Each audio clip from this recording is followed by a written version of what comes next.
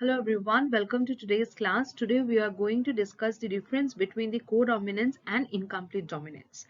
So if we talk about codominance can be defined as appearance of both the parental phenotype together in an offspring when a cross is made between two individuals with different phenotypes. So if you see these are parents, we have taken two plants, one which bears blue color flower and the one which bears red color flower.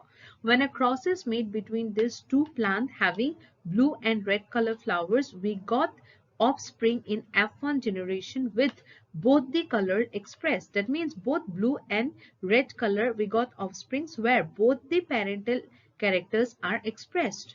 So these are the two offspring, two types of offspring we got expressing both the parental character. So this is what is codominance. Now if we discuss incomplete dominance, here it can be defined as the appearance of a third phenotype which is a combination of both parental allele when a cross is made between two individuals of different phenotype. That means here, to make you explain this, what we have taken two plants having red color flower and white color flower. When a cross is made between the red color flower and white color flower in the F1 generation, we got flower which is pink in color.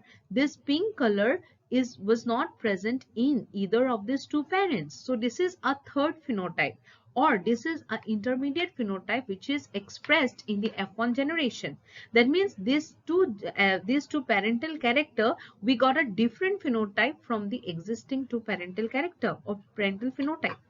So again, let me give you another example. When a curly hair person is crossed with a straight hair, in F1 generation, it leads to the production of wavy hair.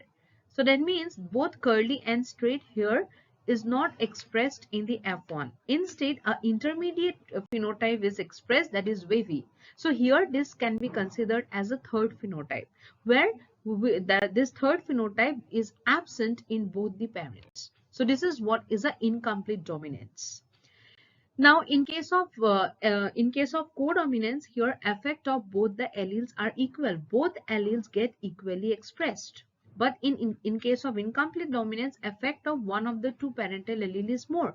Out of two allele, one effect is more compared to the other. Now, both parental allele can be observed in the offspring. Very important. In case of codominance, here we can observe both the parental allele in the offspring. But in case of incomplete dominance, neither parental allele can be observed in the offspring. So, no parental allele is observed in the offspring. So with this, these are the major difference between the codominance and incomplete dominance. And with this, I would like to end my class today. Thank you for joining this session.